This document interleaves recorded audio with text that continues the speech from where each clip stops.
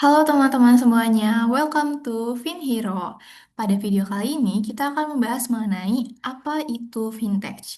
Nah, perkembangan teknologi digital udah membawa perubahan mendasar dalam sistem keuangan global. Inovasi teknologi itu nggak cuma mempengaruhi cara lembaga keuangan beroperasi, tetapi juga mengubah cara masyarakat mengakses dan juga menggunakan layanan keuangan. Dalam konteks tersebut, financial technology atau vintage muncul sebagai bentuk integrasi antara teknologi dan sektor keuangan yang bertujuan untuk meningkatkan efisiensi, aksesibilitas, dan juga kualitas layanan keuangan. Nah, kita masuk ke pengertian dari vintage itu sendiri.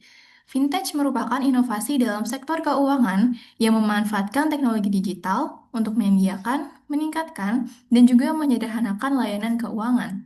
Vintage ini menggabungkan sistem keuangan dengan teknologi informasi, sehingga aktivitas keuangan itu dapat dilakukan secara lebih efisien, transparan, dan juga fleksibel. Nah, menurut OJK sendiri, tahun 2018, vintage merupakan sebagai Vintage merupakan inovasi di sektor jasa keuangan yang memanfaatkan teknologi untuk menciptakan produk, layanan, atau model bisnis baru. Dengan demikian, vintage tidak cuma berfungsi sebagai alat transaksi, tapi juga sebagai bagian dari transformasi sistem keuangan menuju era digital. Nah, untuk ruang lingkup dari vintage sendiri dalam sistem keuangan, Fintech sendiri mempunyai cakupan yang luas dan juga terintegrasi dalam sistem keuangan yang modern. Kehadirannya ini menjangkau berbagai aspek layanan keuangan yang sebelumnya sudah didominasi oleh lembaga keuangan konvensional.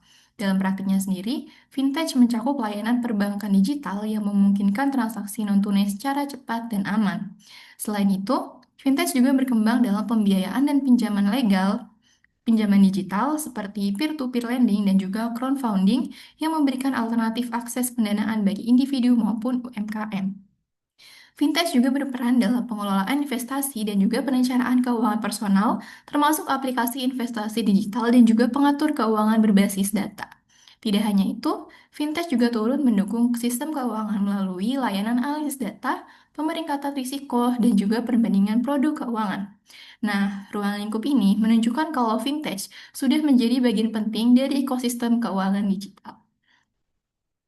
Oke, selanjutnya kita masuk ke sejarah perkembangan vintage. Jadi dimulai dari vintage satu, yang mana fase ini ditandai dengan penggunaan teknologi dasar dalam sistem keuangan, seperti telegraf dan juga sistem komunikasi internasional untuk mendukung transaksi keuangan lintas negara. Teknologi pada tahap ini masih berfokus pada infrastruktur dan juga belum menyentuh konsumen secara langsung.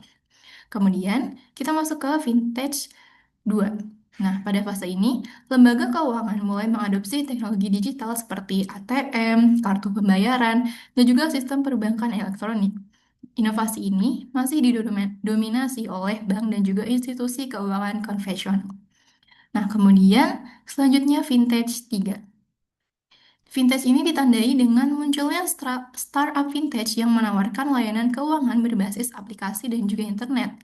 Layanan seperti mobile banking, dompet digital, dan juga investasi online berkembang pesat seiring dengan meningkatnya penggunaan smartphone. Kemudian yang terakhir, vintage 3.5. Nah, fase ini tuh menggambarkan perkembangan vintage di negara berkembang termasuk Indonesia. Fokus utama vintage 3.5 adalah peningkatan inklusi keuangan, pemerataan akses layanan keuangan, dan juga dukungan terhadap UMKM dan masyarakat yang sebelumnya belum terjangkau layanan perbankan secara formal. Oke, selanjutnya, bagaimana sih peran vintage dalam kehidupan sehari-hari? Yang pertama, efisiensi transaksi keuangan sehari-hari.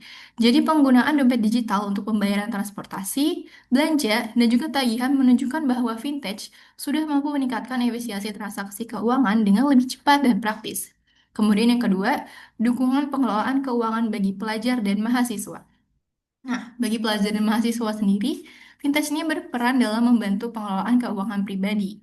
Melalui aplikasi keuangan digital, pengguna dapat belajar mengatur pengeluaran serta mengenal investasi sejak dini secara lebih mudah dan juga terarah. Kemudian yang ketiga, akses pembiayaan dan juga sistem pembayaran bagi UMKM dan juga wirausaha. Vintage ini menyediakan akses pembiayaan yang lebih cepat dan juga sistem pembayaran digital yang mendukung kelancaran operasional usaha. Kemudian yang terakhir, peningkatan literasi keuangan melalui fitur edukatif dan juga gamifikasi. Fintech ini berperan dalam meningkatkan literasi keuangan melalui penyediaan konten edukatif, simulasi interaktif, dan juga fitur berbasis gamifikasi. Pendekatan ini sudah mendorong pemahaman keuangan secara praktis dan aplikatif bagi pengguna. Nah, jadi fintech ini merupakan inovasi yang merevolusi cara masyarakat berinteraksi dengan layanan keuangan. Pemahaman mengenai konsep, ruang lingkup, perkembangan, dan juga peran fintech menjadi fondasi penting dalam literasi keuangan digital.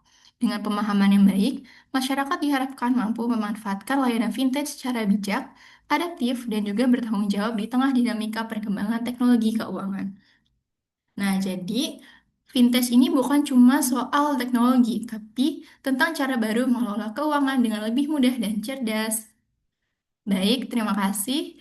Sampai jumpa di video selanjutnya. Bye.